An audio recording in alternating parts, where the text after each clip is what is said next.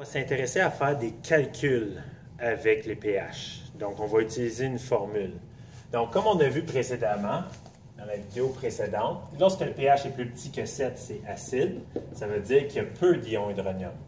Quand le pH est plus grand que 7, ça veut dire que c'est basique. Ça veut dire qu'il y a très peu d'ions hydronium.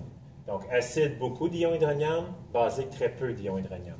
Lorsque le pH est égal à 7, il y a cette quantité-là ici d'ions hydronium. 7 chiffres après la virgule, et voici la concentration d'ions hydronium. C'est la concentration d'ions hydronium dans l'eau pure à 25 degrés Celsius.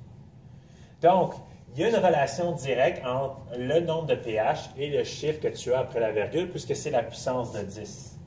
Donc, par exemple, si je te dis que la concentration d'ions hydronium est égale à 0,0001 mol par litre, bien, tu serais tout de suite capable de me dire c'est quoi le pH. Parce que le chiffre est 1 ici et qui est à 4 places après la virgule, le pH serait de 4. Mais qu'est-ce qui arrive lorsque la concentration n'est pas égale à 1? Parce que c'est une échelle logarithmique, ce n'est pas aussi évident à calculer. Donc, à ce moment-là, il va nous falloir une formule. Donc, disons par exemple que la concentration d'ions hydronium n'est pas égale à un chiffre exact. C'est plutôt égal à 6,8 fois 10 à la moins 5. Qu'est-ce qu'on fait dans ce temps-là? Bien, parce que c'est une échelle logarithmique, justement, on va utiliser les logs.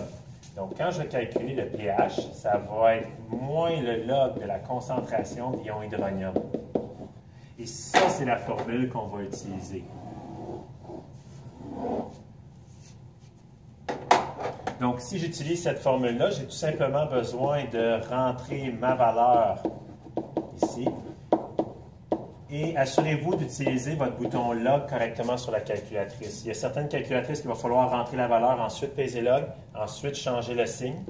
D'autres calculatrices que tu écris littéralement moins log, ouvre la parenthèse et là tu écris ça avec la puissance de 10. Et après que tu as fait ça, ça va te donner une réponse de pH qui généralement devrait être entre 0 et 14. Dans ce cas-ci, ça donne 4,17. Prenez le temps de tester avec votre calculatrice pour vous assurer que vous le faites comme il faut. Maintenant, pour les chiffres significatifs. Les chiffres significatifs pour les concentrations, bien ici, j'ai deux chiffres significatifs. Mais pour mon log, mon pH ici, le 4 réfère seulement à la puissance de 10 et non pas à un chiffre significatif. Donc, les chiffres significatifs pour les pH, c'est seulement les chiffres après la virgule. Donc, pour les pH, rappelez-vous de ça, les chiffres après la virgule. Maintenant, qu'est-ce qu'on fait si la question demande le contraire? Si la question demande, elle te dit le pH, puis elle te demande quelle serait la concentration d'ions hydronium? Bien, le contraire d'un log de base 10, c'est une puissance de 10. Donc, si par exemple, je te donne un pH, disons pH de 9,83 et je te demande ça serait quoi la concentration d'ions hydronium? Bien, la formule qu'on va utiliser, concentration d'ions hydronium est égale à 10 exposant moins pH. Le moins vient du fait qu'il y avait un moins devant le log ici, donc lorsqu'on réarrange la formule, le négatif va être là.